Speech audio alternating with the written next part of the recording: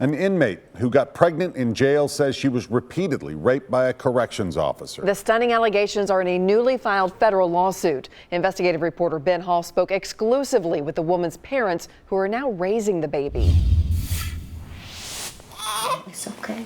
I tell him every day his mom loves him and she'll be home soon. Sharon Fowler is caring for a newborn grandchild she never expected. And now we have number 6 grandchild, which I love dearly.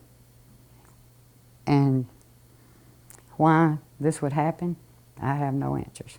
The Fowlers remember when their daughter Jessica called them from jail, where she'd been for months, with the shocking news. She said, "Daddy, I'm pregnant."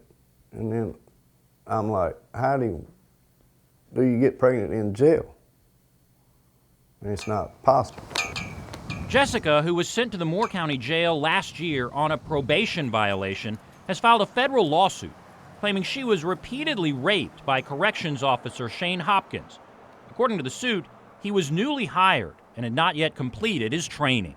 This had to be a power trip, a power. It had to be power. And that would be his power over her. In the lawsuit, Jessica claims Hopkins told her not to tell anyone because no one would believe her. It states he repeatedly demanded unprotected sex, saying he was married, and married men don't buy condoms. These are your superiors.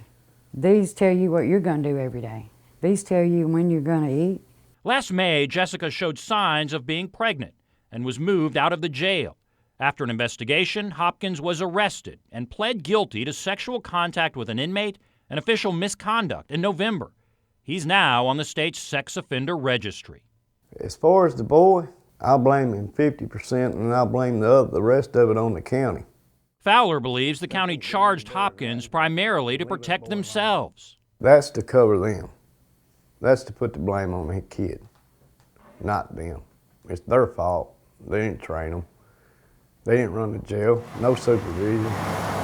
The lawsuit claims the jail was understaffed and that during at least one rape, Hopkins was the only corrections officer on duty.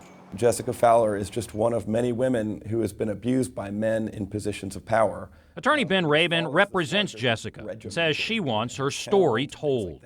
Jessica wants people to know her name, she wants people to know what happened to her, and she wants to make other women feel empowered that they can speak out too. I mean, that's just the way it is. Fowler says some have questioned whether what happened was consensual, but he made clear his daughter was never interested in men. She's a lesbian, and that's all I know. I don't get involved in my child's stuff, that part of her life. The result of the assault is a baby who will one day have questions the family does not know how they'll answer. Jessica has cried to me many a times. What will she say? You know, why does he not have a father? Where is his father? Jessica was moved to a state prison to deliver her baby. Her family expects her home in April. Right now, we just show him all the love we can and let him know he has family. The Fowlers say the baby is a blessing, but it's also proof of what happened behind bars. They worry this has happened to other women in other jails. What happened to the other girls that were in there? What state of mind are they in? Jessica Fowler wanted to talk with us, but the Department of Corrections would not allow an on-camera interview. The sheriff said there is absolutely enough supervision in his jail, but would not comment on the lawsuit. Neither would Shane Hopkins' attorney. Ben Hall, News Channel 5 investigates.